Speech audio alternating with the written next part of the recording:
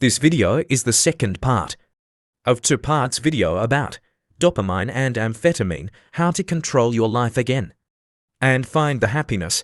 I will leave you the link to the first part below in the description and up here at the time mark. Hope you enjoy it. Recovery from addiction requires the control of the dopamine circuit by activating the control circuit that interjects the desire for drugs with logical thinking, keeping the person away from all places and people that stimulate addiction, and joining recovery meetings that depend on the here and now. Hormones like oxytocin, the satisfaction hormone. However, what if society itself forces us to be a dopamine addict without drugs? In an interview with Buzz Aldrin, one of the Apollo 11 pilots, about his feelings as he landed on the moon, he said, "Pilots don't have emotions. We have ice in our veins." He was trying to say that he was stone cold, but in his book, he described a scary trip filled with depression, addiction, divorce, and a suicide attempt until he received help. Dopamine is a hormone that drives us to focus on the future and pursue bigger things in life that promise rewards once accomplished. It serves as the fuel that keeps us motivated and moving forward. But what happens when we achieve something that seems beyond reach, like Messi winning the World Cup or Buzz reaching the moon? This creates the highest level of achievement, leaving us wondering what's left to do or where else to go. Or Buzz reaching the moon. This creates the highest level of achievement, leaving us wondering what's left to do or where else to go. For Buzz, life after his historic moon landing took a logical and natural curve from the peak of excitement, thrill, and accomplishments to a gradual descent back to Earth. This led to a decrease in the amount of dopamine his brain was receiving, making it challenging to satisfy his need for stimulation. Unfortunately, Buzz turned to addiction in search of a greater high, even if it was chemical. His situation reminds us of another Argentinian player who also struggled with addiction.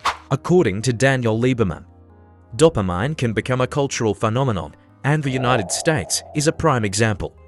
The US has been nicknamed the Dopamine Nation, a place that welcomes adventurers and turns dreams into reality. Even the mere thought of this country can trigger dopamine release. Research by George Mason University revealed that 42% of Nobel Prize winners from 1901 to 2013 were Americans. This is because the US has a culture that attracts creators and scientists, which further triggers their dopamine response. Similarly, 52% of startups in Silicon Valley are led by immigrants, making the US a perfect example of dopamine turning into a culture that attracts all sorts of creators. However, the downside of such cultures is that once creators reach the pinnacle of success, it becomes easy for them to fall from grace. In such cultures, stopping or slowing down means that the person has lost their value. This is what Buzz Aldrin experienced, who discovered that the highlight of his life wasn't going to the moon, but coming back to Earth. The philosopher Slavoj Žižek believes that when we love someone, we don't love them as they are, but rather as the mental image we have of them.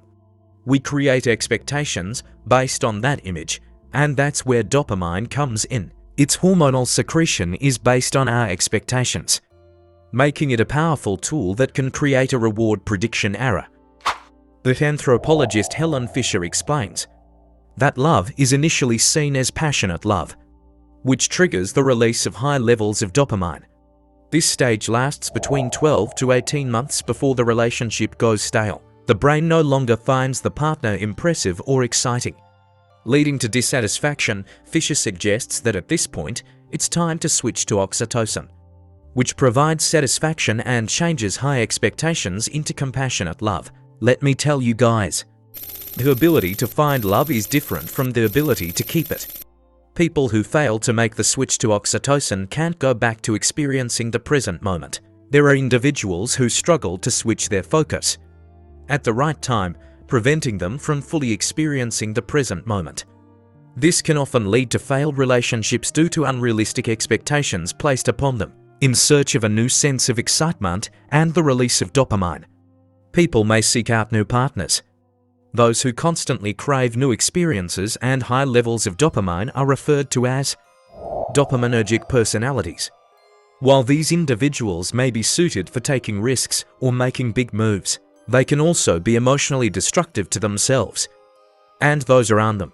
Dopamine is like a car with an accelerator but no brakes, causing individuals to continuously strive for more. While it can lead to great success, it can also disconnect us from reality and prevent us from enjoying the present moment. The addiction circuit in our brains drives us to constantly seek out more technology, more relationships, and more rewards. However, it is important to recognize the value of the here and now and find balance in our lives.